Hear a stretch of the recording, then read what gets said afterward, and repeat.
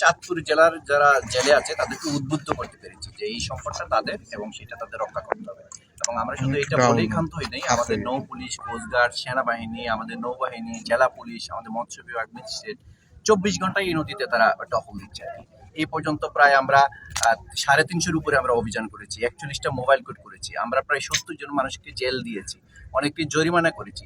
পাশাপাশি দেখেন আমাদের অভিযানের পূর্বেও যেরকম আমরা মানুষকে উদ্বুদ্ধ করেছি, গণসচেতনতামূলক অনুষ্ঠান করেছি, আজকেও কিন্তু আমরা এখানে সবাইকে এসেছি মূলত তাদেরকে আইনের আওতায় নেওয়ার জন্য, তাদেরকে উদ্বুদ্ধ করার জন্য যে আমাদের আর 5-6 দিন আছে, আপনারা দয়া করে নদীতে নামবেন না। আমাদের সবার ঐক্যবদ্ধ প্রচেষ্টাই আসলে এই মাইলিশ রক্ষা অভিযানটা সফল হয়েছে। স্যার এখন পর্যন্ত আপনারা সাংবাদিক যারা আছেন প্রকৃত সত্যটা আপনারাই ভালো জানেন এবং আপনারাই বলছেন যে এইবার নদীতে খুব ভালো অভিযান হচ্ছে, সুতরাং জেলে নদীতে আসছে না মানে এইটাই সত্য আর কি। আমরা দেখেছি যে জেলেরাই বুঝতে পেরেছে যে নদীতে এই সময়টাতে মা ইলিশ তাদের রক্ষা করতে হবে, তারাই আসলে নদীতে নামছে না, এই জন্য আমরা নদীতে জেলে পাচ্ছি না আর কি, এইটাই সত্য।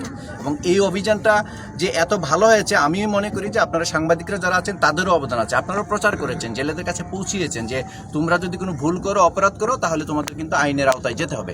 তারাও সচেতন হয়েছে এবং আমরাও আমাদের অভিযানকে কঠোর করেছি, সেই জন্যই মূলত এই অভিযানটা সফল হয়েছে। স্যার একটা প্রশ্ন, মনে হয় না এটা হয়তো রং ইনফরমেশন, 2-4 জন যারা ভুল কাজ করে, অন্যায় কাজ করে, সেটা জেলেদের মধ্যেও হতে পারে, অন্য কারোর মধ্যেও হতে পারে আর কি। সুতরাং আমরা মনে করি সামগ্রিকভাবে যদি আমরা অভিযানটাকে বিশ্লেষণ করি তাহলে এই অভিযানে এই জেলার প্রায় 95% জেলে নদীতে নামছে না, তারা আইন মান্য করছে। সুতরাং আমরা মনে করি যে অভিযানটা সফল হয়েছে।